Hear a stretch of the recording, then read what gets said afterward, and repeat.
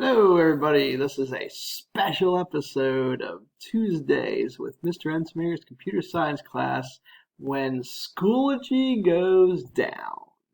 I will be your host, Mr. Ensmer, here fighting against all forms of technology problems. So I will try and make this as quick as I can to, respect your time. For those of you that tried to log in, I appreciate it. So, I can't bring up the agenda because it's on Schoology and it's down. But for Friday, this is a reminder what's due. Two programs from last week, the two spiral programs, 7.1 A and B. The one is a draw line spiral, so it's like a square spiral. And then the other one is a draw arc spiral, so a little circular spiral. Please upload both of those screenshots. There's two separate uploads for those. Do that, please, by Friday night, midnight. In addition, the new program for this week, it's going to be all three of your asynchronous periods, and that would be program 8.1. It's going to segue off of, what we're doing here in class. When I say in class, I mean this video I'm recording because Schoology is down. So as I walk you through this, I'll kind of talk and walk. So we're going to continue doing graphics. I'm going to create a line class. And what's going to be different about this versus your previous programs, the randomness took place inside of the paint components. So every time you resized or changed the form in any way, the picture would change, the color would change, the coordinates would change, like everything would change.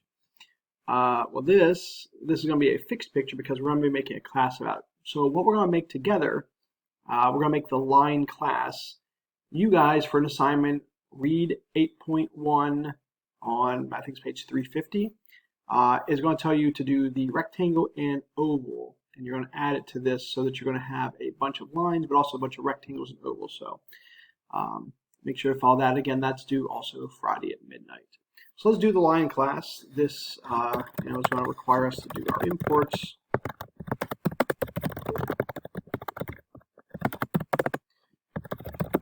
Class line. So a line has a couple of properties, attributes, the adjectives that describe the class. Private int x1, and then y1, and x2, and y2. So those are the four different endpoints, the two endpoints I should say, of the line segment. You also have a private color. So every line segment is going to be defined by their endpoints and their color. Then we think about what are the behaviors of the class, what are the behaviors of the object, the verbs, the actions. And for that, it's not like a line can do something. Like I as a human being can jump, run, speak. An animal, a vehicle, like those things can do things. But a line doesn't really do anything. It has things done to it. Namely, we draw a line. Like draw is a verb, so I'm going to draw a line. So it's not just the actions that you take, the actions that the object takes, it's also the actions that can be done to it, applied to it. So I'm going to have a public, because remember, private variables, public methods, public void draw. Now, as far as parameters go, draw, in Java you require this extra graphics parameter, so we put that in there. And to draw a line, there's two things you do. You say set the color. I'm going to set it to the color variable, and then draw the line. Both of those require you to have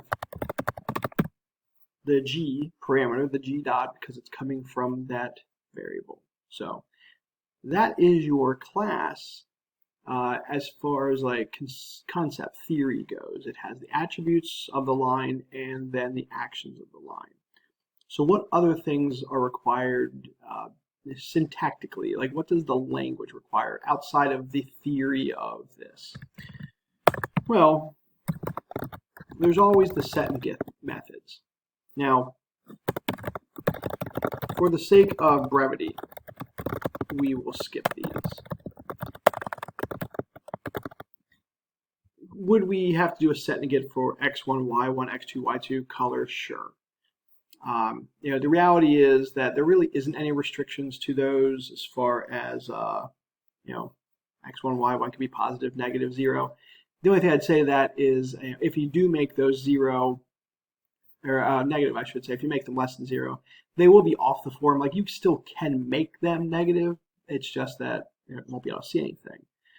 So I don't really need to restrict them, but if I'm being completionist, I really should code those. It's just that, again, for the sake of time, we're not going to do those. I don't feel like making 10 different set gets is going to be of that much use to you in this program.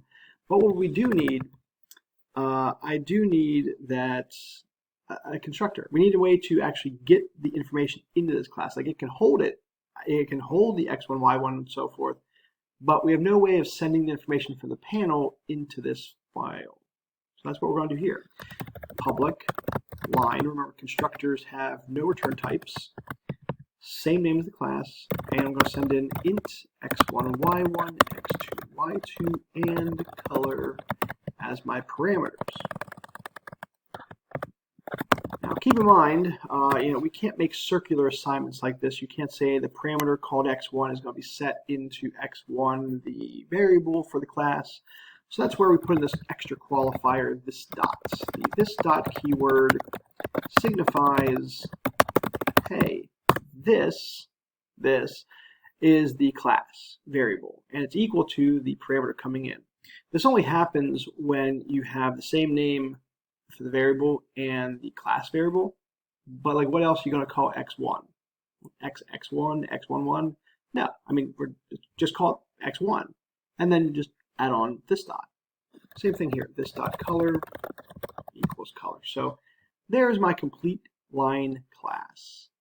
I'm going to compile that and then go on to the next one. So here is my draw panel objects. Same imports.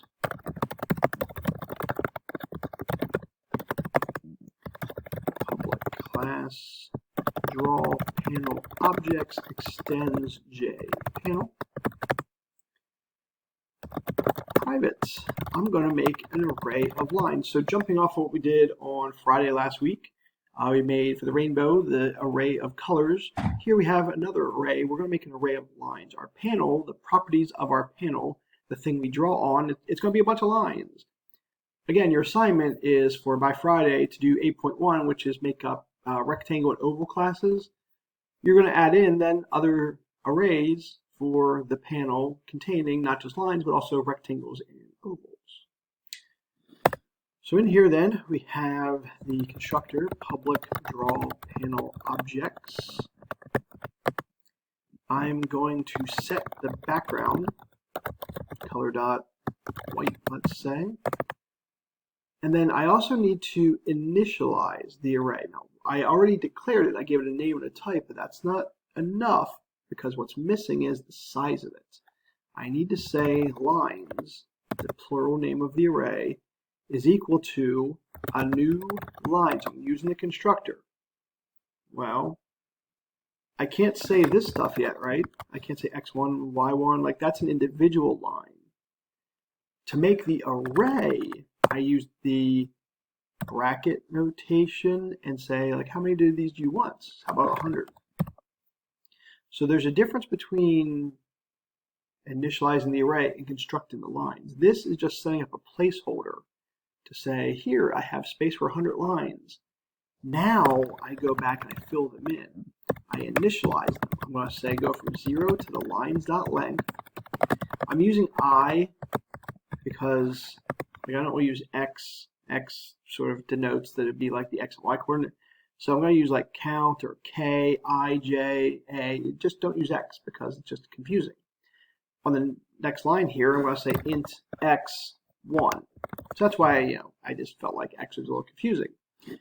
We're going to do a random number, math.random, times 500. That's the size of my panel that I'm going to make in my test. And then I need to do that several times because I have several different coordinates, x1, y1, x2, y2, up to 500, so 0 to 499 technically. And then we need to make a random color. int red equals int math.random times 256, the random number, the random color ranges. Boom, boom.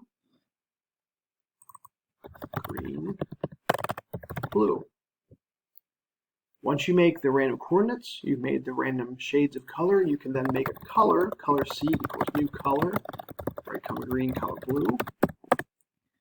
And then you have all the parts you need. You have the coordinates, you have the color. Now this is where we can say lines I equals new line x1, y1, x2, y2, comma C for color.